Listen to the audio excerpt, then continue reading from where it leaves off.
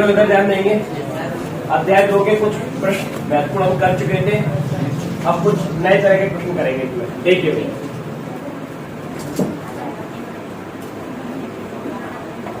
तो काफी महत्वपूर्ण प्रश्न है संधारित्रों का स्टडी कर सही हो जाए।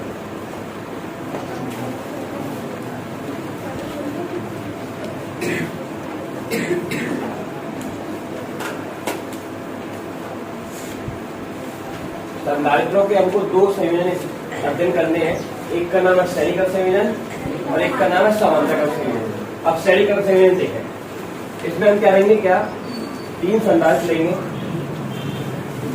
एक संधारित्र हमने लिया जिसकी धारिता है C1, दूसरा संधारित्र लिया जिसकी धारिता है C2, एक तीसरा संधारित्र लिया जिसकी धारिता है C3। ये श्रेणी में या समांतर में, इसके लिए आप क्या करोगे, श्रेणी की पहचान क्या होती है। यहां से हमने क्या किया, इस बिंदु A से इस प्लेट को धनावेश दिया। जब हम धनावेश देते हैं तो ये संपूर्ण आवेश की प्लेट पर वितरित हो जाएगा। ओके, अब इस प्लेट से कोई कांटेक्ट नहीं है, तो प्रेरण की क्रिया से आंतरिक तल पर ऋणावेश और बाह्य तल पर कौन सा आवेश आ जाएगा, धनावेश। लेकिन हम क्या करते हैं कि इस प्लेट का संबंध दूसरे संधारित्र की पहली प्लेट से कर देते हैं। तो ये जितना भी धनावेश होता है ये चलकर कहां चला जाएगा, इस प्लेट की पहली प्लेट पर। फिर से सेम एक्शन होगा, प्रेरणीय क्रिया से आंतरिक तल पर ऋणावेश और बाह्य तल पर बेटा धनावेश। फिर से हमने इसका कनेक्शन कैसे कर दिया, तीसरे संधारित्र की पहली प्लेट से कर दिया। तो इस धनावेश का क्या होगा, ये यहां से चला जाएगा, इधर आ जाएगा। फिर प्रेरणीय क्रिया से ऋणावेश आ जाएगा बेटा। उसके बाद इसका कनेक्शन हमने कर दिया पृथ्वी से, तो इस संपूर्ण आवेश का क्या आएगा, तो ये तो आवेश को देने की क्रिया हुई, ठीक है। और ये वाला जो ऑर्डर है कि पहले संधारित्र की दूसरी प्लेट दूसरे संधारित्र की पहली प्लेट से दूसरे संधारित्र की दूसरी प्लेट तीसरे संधारित्र की पहली प्लेट से जुड़ी होती है, इसको हम बोलते हैं संधारित्रों का श्रेणीक्रम संयोजन। अच्छा, हमने आवेश कितना दिया, Q। पूरे संधारित्र पे आवेश कितना पहुंचा, Q। तो याद रखिए पहला पॉइंट इसका, संधारित्रों की प्रत्येक प्लेट पर आवेश Q समान होता है। क्या होता है बेटा, ओके, तो आवेश समान होता है। दूसरी चीज, प्रत्येक प्लेट पर विभवांतर अलग अलग होता है। इसका विभवांतर V1, V2, V3। तो याद रखेंगे दूसरा कंसेप्ट,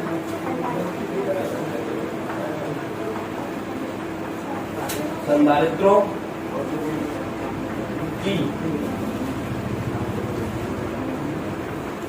प्रत्येक प्लेटों के बीच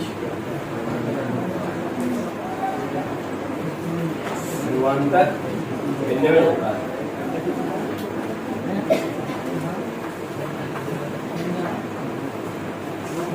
ये याद रखना आपको। चलिए, अब इसको हल कैसे करेंगे, जो भिन्न होता है उसी को कैलकुलेट करते हैं। तो हम निकालेंगे कुल विभवांतर।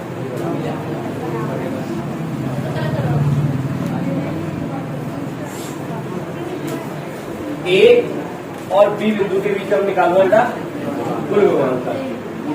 कुल विभवांतर का मतलब जोड़ दो, V1 plus V2 plus V3। परंतु V बराबर होता है Q/C। तो यहां से V1 का मान कितना है बेटा, आवेश तो समान है, V2 V3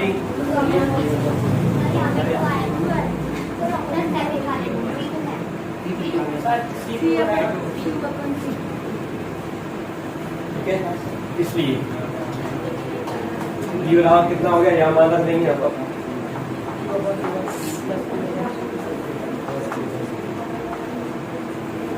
ठीक है बेटा, ओके। इसको सब चाहो तो फिर कॉमन में निकाल सकते हो अभी।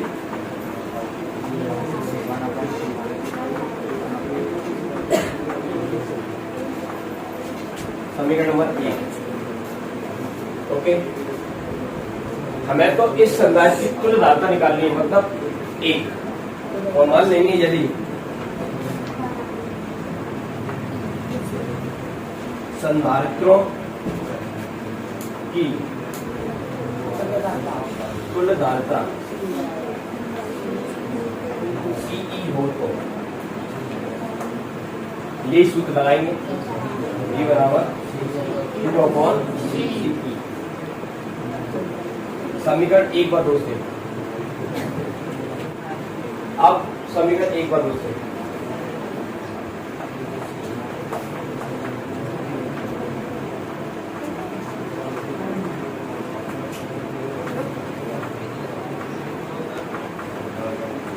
तुलना करने पर बी से बी कैंसिल हो जाएगा। Q/CE Q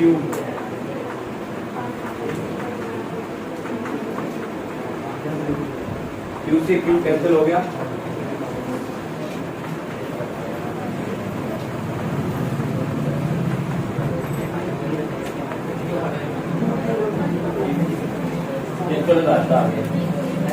ठीक है, 2 संधारित्रों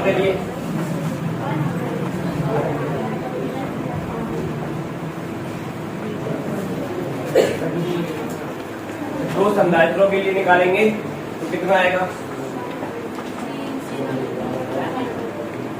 इसका एल्सियम ले लीजिए, C1 + C2/C1 पलट लीजिए, C1 C2/C1। एक और चीज, ये तुल्य धारिता आई है, किस क्रम में आई है, श्रेणी क्रम में। ओके, तो याद रखिए इस फॉर्मूलेशन को समझ में आ रहा है कि धारिता का डिवीजन हुआ है, तो इसका मतलब ये धारिता क्या हो जाती है, घट जाती है।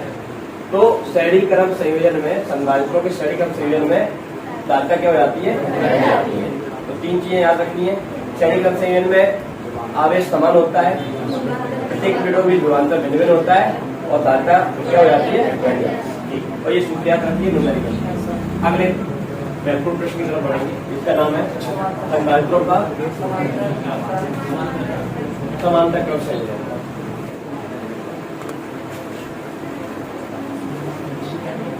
ये हमने एक और संधारित्र लिया, दूसरा और ये तीसरा।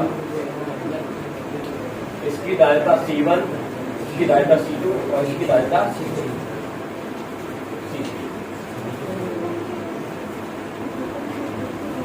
अब समांतर क्रम का मतलब क्या होता है, ये वाली पहली प्लेट ये जोड़ दी, इसकी भी पहली प्लेट।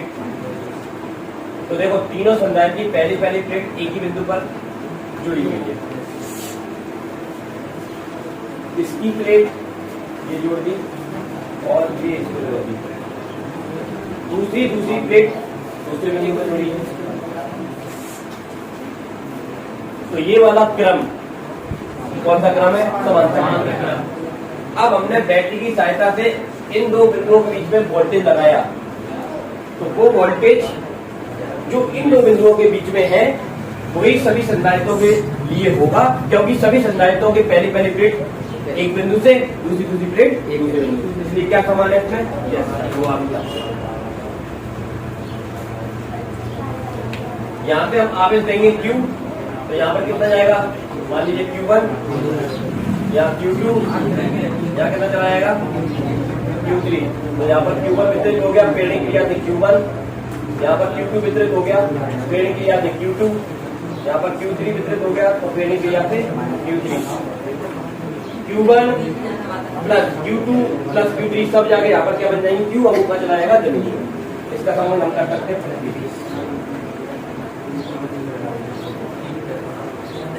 बस। इसमें क्या भिन्न है, अंतर है आवेश। तो कुल आवेश निकालेंगे।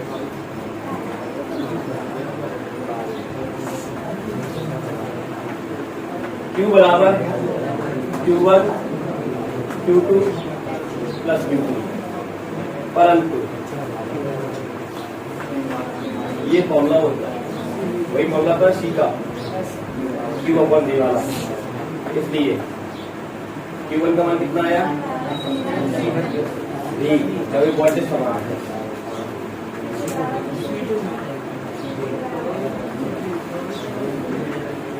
लग दो, कर लीजिए, ये सब मान निकाले हमने। उसके बाद इन मानों का हम याद रखा है।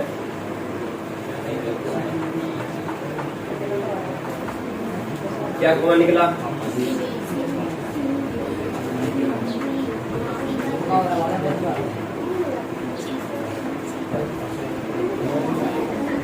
अब क्या लिखेंगे? यदि संधारित्रों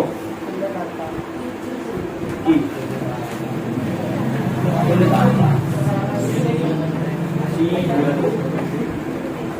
जिस फॉर्मूले से मान निकाला उसी को ले लेंगे। समीकरण एक बार पूछे,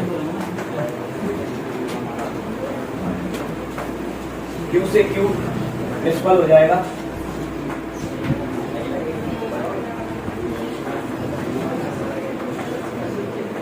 B से B कट जाएगा,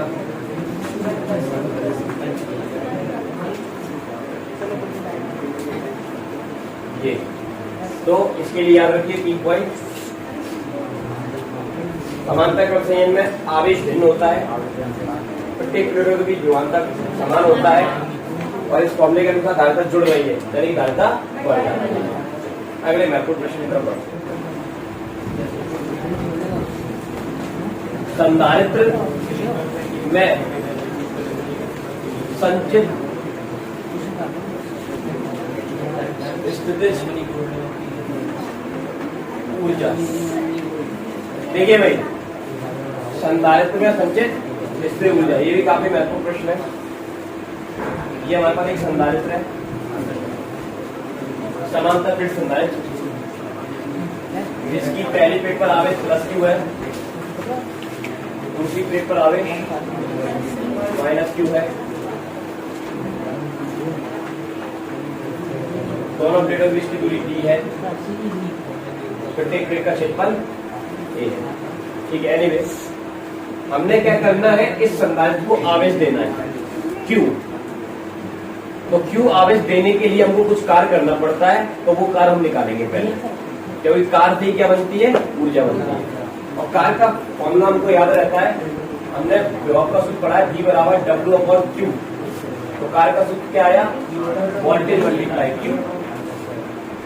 हमने इसको Q आवेश देना है, तो Q आवेश एक साथ नहीं दिया जा सकता, इसलिए हम आवेशों को कई भागों में विभक्त कर लेते हैं। तो हम इसको थोड़ा सा आवेश देंगे, तो हम इसको मान लीजिए DQ आवेश देते हैं। कितना आवेश देते हैं? DQ, और इसके वोल्टेज में चेंज आता है V। तो हमने छोटा सा कार्य किया DW। तो हमने पहले क्या निकाला? सूक्ष्म कार्य, ये सूक्ष्म कार्य निकाला। ठीक है, ओके। इसके बाद हम क्या करेंगे? V का फॉर्मूला हमको याद रहता है, क्या होता है बेटा? Q/C। उसको यहाँ रख देंगे, Q/C dQ। अब ये हमने सूक्ष्म कार्य निकाला, अब हम कुल कार्य निकालेंगे। और ये वो वाला कार्य है जब संधारित्र के पास आवेश 0 था, ठीक है, और हमने कितना आवेश दे दिया? Q। ओके, तो हम निकालना है कुल कार्य। कुल कार्य के लिए समाकलन करेंगे, ठीक है, ओके। चलिए भाई, DW का मान कितना है? 1/C बाहर आ जाएगा।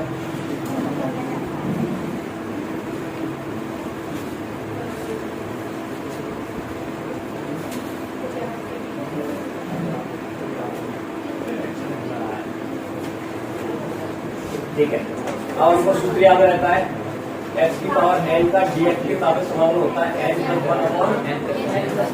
तो उसकी पावर कितनी है? 1। तो q का dq के सापेक्ष, ये x की पावर n का dx के सापेक्ष है, तो ये क्या है? q का dq के सापेक्ष कितना होगा? तो आंसर है क्यू स्क्वायर अपॉन 2। बस ये हमने कार्य निकाल लिया। यही कार्य संधारित्र में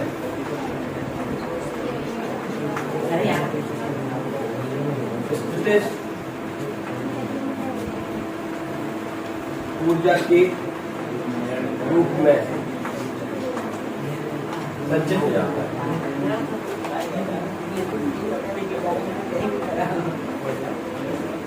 इसलिए संधारित्र में संचित ऊर्जा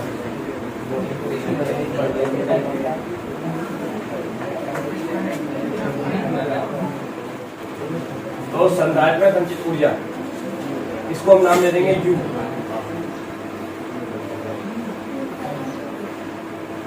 ये आ गया आपका ऊर्जा का सूत्र। हम चाहे तो इसको और कन्वर्ट कर सकते हैं, तो करेंगे। तो इसमें क्या रखना है, पहले सूत्र का निकालेंगे, कार्य का आसान सा फॉर्मूला W बराबर आवेश गुणा विभव। उसके बाद B का फॉर्मूला रखेंगे, समाधान कर लेंगे, 2 लाइन का आंसर आ जाएगा। तो इसको कन्वर्ट कर सकते हैं इस तरह से। हमको आवेश का फॉर्मूला पता होता है, क्या होता है, C × D। तो रख दीजिए यहाँ पर, कितना होगा, C square D square upon 2C। तो एक C से एक C कैंसिल हो जाएगा। तो ये सूत्र आ गया 12C D स्क्वायर। ठीक है। और अगर आप चाहो तो एक कन्वर्जन हो सकता है इसका, या करके मैं डायरेक्ट लिख देता हूँ 12Q। और इसी फॉर्मूले से आप मान रखोगे तो ये आता है। ठीक है। तो इस तरह से ऊर्जा के 3 फॉर्मूले ये हमने ड्राइव किया, मतलब ये बनाया डेरिवेशन करके, उसके बाद इन फॉर्मूलों का प्रयोग करके इसका कन्वर्जन कर दिया। तो 3 फॉर्मूले याद रखने हैं। एग्जाम में अगर न्यूमेरिकल आता है, संख्या का प्रश्न आता है, इस फॉर्मूले के आधार पर तो आपको C का मान दिया होगा, D का दिया होगा, आप निकाल सकते हो। अगर आपको Q का मान दिया, D का, तो इस फॉर्मूले से निकाल सकते हो, या फिर इस फॉर्मूले से निकाल सकते हो। तो ये फॉर्मूले याद होने चाहिए, संख्या का प्रश्न बड़ी आसानी से आपको कर पाएंगे। ठीक है। ओके, अब अगला इंपॉर्टेंट टॉपिक देखिए इसी में, ऊर्जा पर आधारित विद्युत ऊर्जा घनत्व। हम अध्ययन करेंगे विद्युत क्षेत्र का ऊर्जा घनत्व। यही है भाई, विद्युत क्षेत्र का ऊर्जा घनत्व। विद्युत क्षेत्र का ऊर्जा घनत्व क्या होता है, देखिए भाई। मान लीजिए V आयतन में, ये जो संधारित्र है इसका आयतन है V, मान लीजिए V आयतन में संचित ऊर्जा कितनी, U, जो अभी हमने निकाली। तो इकाई आयतन में संचित ऊर्जा कितनी होगी, U अपॉन V। तो इकाई आयतन में जो ऊर्जा संचित होती है उसको हम बोलेंगे स्मॉल u, और उसका नाम हमने क्या रखा, विद्युत क्षेत्र का ऊर्जा है। तो आंसर अभी आ जाएगा यदि हमको U और V के मान मिल जाएगा। ठीक है, तो ठीक है भाई, निकालते हैं। हमको सूत्र याद है, U = U upon V। V क्या है, ये आयतन बेटा, ध्यान रखना। अब U का फॉर्मूला अभी हमने निकाला 1/2C D स्क्वायर। ये वोल्टेज है, ये आयतन, ध्यान रखना, इसलिए मैं थोड़ा सा अलग बना रहा हूँ। ठीक है बेटा। C का फॉर्मूला हमको याद होना चाहिए। ये फॉर्मूला संधारित्र है, समांतर प्लेट संधारित्र का पिछली क्लास में हमने फॉर्मूला निकाला था, ε0A/T। इस सूत्र को हम याद रखेंगे। ये 1/2 तो नीचे आ गया, ये D है, और ये D नीचे चला जाएगा, ये वाला D नीचे चला जाएगा, ε0A। इस वन को मैं खा जाता हूँ, 1 का इसमें मल्टीप्लाई किया जाए तो उसका ही आएगा। ओके, ये क्या है, वोल्टेज। इनको कट मत कर देना, ये आयतन है, ये क्या है, वोल्टेज है। अब हमने एक फॉर्मूला और लगाना है, इसके बाद आंसर आ जाएगा। वोल्टेज का फॉर्मूला होता है E × D, राइट। तो यहाँ देखिए स्मॉल u = कितना आने वाला है, ε0A। D का स्क्वायर है तो कितना हो जाएगा, D स्क्वायर। नीचे क्या है, 2, राइट। और D क्या है, आयतन का फॉर्मूला होता है A × D। ओके, देखो ये डी से ये डी, ये पूरा कैंसिल, ए से ए कैंसिल, तो आ गया 1/2 एप्सिलॉन नॉट। देख लीजिए संधारित्र में ऊर्जा किस फॉर्म में, किस रूप में संचित होती है, तो आंसर है विद्युत क्षेत्र के रूप में। और विद्युत क्षेत्र कहाँ होता है? संधारित्रों के प्लेटों के बीच में। तो यहाँ होती है ऊर्जा, ना तो इस प्लेट में होती है ना इस प्लेट में होती है, विद्युत क्षेत्र में होती है, और विद्युत क्षेत्र खाली स्थान में होता है। ये बहुत इंपॉर्टेंट क्वेश्चन था। इसको बनाने का तरीका क्या है? विद्युत ऊर्जा गणित की परिभाषा से ये फॉर्मूला बना, उसके बाद U का फॉर्मूला आपको याद रखना है, B जैसा का तैसा, उसके बाद C का फॉर्मूला आपको याद रखना है, उसके बाद B का फॉर्मूला याद रखना है, उसके बाद कैलकुलेशन वगैरह करके आप आ जाएगा। तो ये तो मैथमेटिक्स है, फॉर्मूले याद होंगे तो आप बड़ी आसानी से बना पाएंगे। चलिए इस पार्ट का, इस अध्याय का अंतिम क्वेश्चन देखिए। अध्याय का अंतिम महत्वपूर्ण क्वेश्चन देखिए। हमने 2 चालक लिए और उन चालकों को एक चालक तार से जोड़ दिया, तो ऊर्जा हानि की गणना हमको करनी है। ठीक है, देखिए ऊर्जा हानि की गणना कैसे करेंगे? देखिए डाउन, ये हमने चालक लिए, 2 चालक है, एक का नाम ए रख दिया, एक का नाम बी रख दिया। इसकी धारिता C1 है, आवेश हम इसको Q1 देते तो इसका भाव P1 हो जाता है। इसकी धारिता C2 है, इसको आवेश Q2 देते तो भाव कितना हो जाता है? V2। अभी हमने इन दोनों चालकों को तार से नहीं जोड़ा है, तो जोड़ने के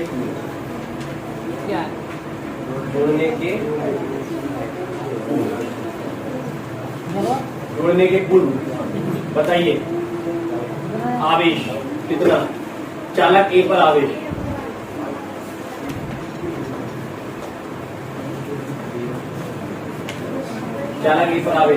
डायरेक्ट फॉर्मूला में जानते हैं, तो V1 कितना आएगा? ठीक है, चालक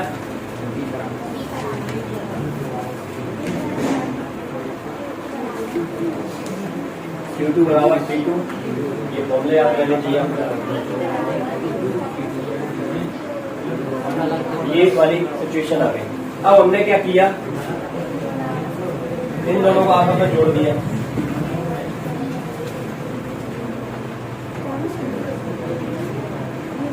तो जोड़ने पर जवाब कैसा हो जाता है बेटा? समान हो जाता है। धारिता अब दोनों की युग्मित धारिता होगी, दोनों का योग होगा। तो जोड़ने के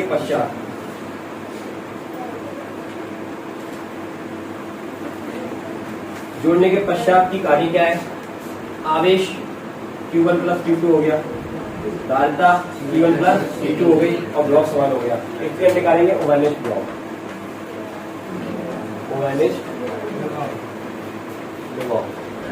ब्लॉक का सूत्र होता है Q/C। आवेश दिया है Q1 Q2 C1 C2। Q1 का मान C1 A1 plus C2 B2 upon C1 plus C2। तो ये क्या आ गया बेटा आपका? ओवरनेस ब्लॉक। ओके, जिसकी आवश्यकता पड़ेगी ऊर्जा हानि की गणना में। तो देखिए अब ऊर्जा हानि की गणना करने जा रहे हैं, तो हमको ऊर्जा का सूत्र होना चाहिए। अभी निकाला U बराबर ½ C/V²। तो पहले हम चालक को जोड़ने के पूर्व ऊर्जा निकालेंगे इस निकाय की, और फिर चालकों को जोड़ने के पश्चात निकाय की ऊर्जा, और दोनों को माइनस कर देंगे तो क्या आ जाएगी? ऊर्जा आ जाएगी। ठीक है,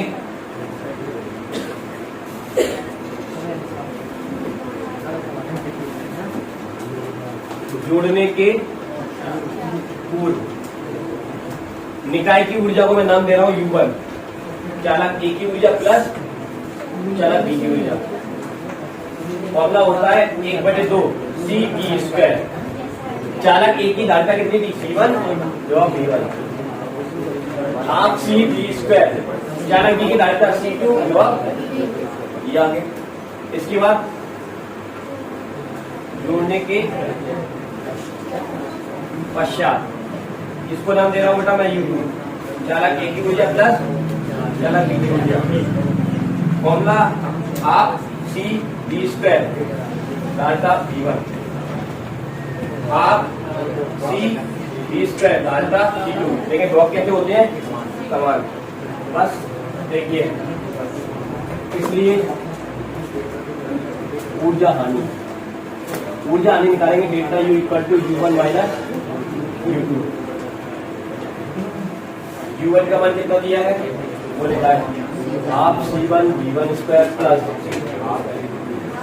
half C2 V2 square minus half B common निकाल दिया, अंदर बचा C1 प्लस ऐसे लिख दिया। क्या कॉमन निकल रहा है इन सब में बेटा?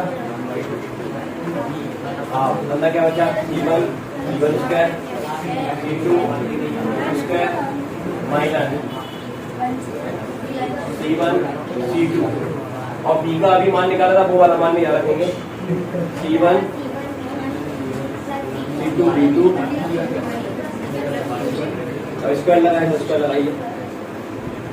ठीक है बस इसको सॉल्व करना है। देखो ये वाला एक भाग स्क्वायर है इसका ये कैंसिल हो जाएगा।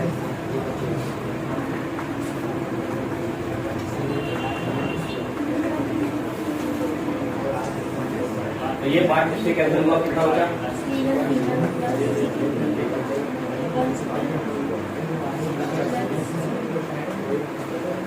ये बच्चा।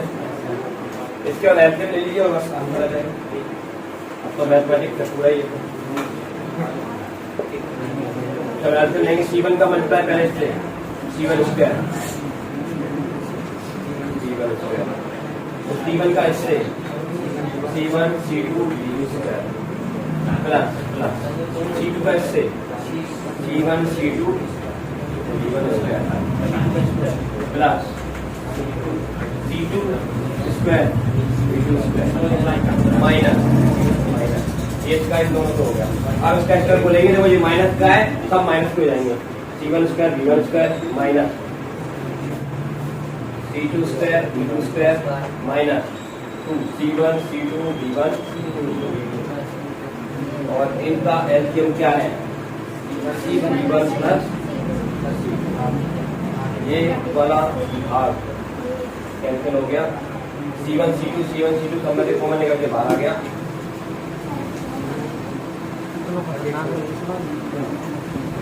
ये वाला पार्ट भी मैं बाहर लेता हूँ।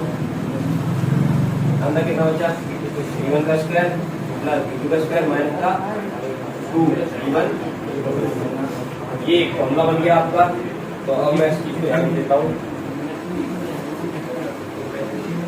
C1 C2 upon 2 C1 plus C2 B1 minus B2। तो ये हमने क्या की ऊर्जा आने की।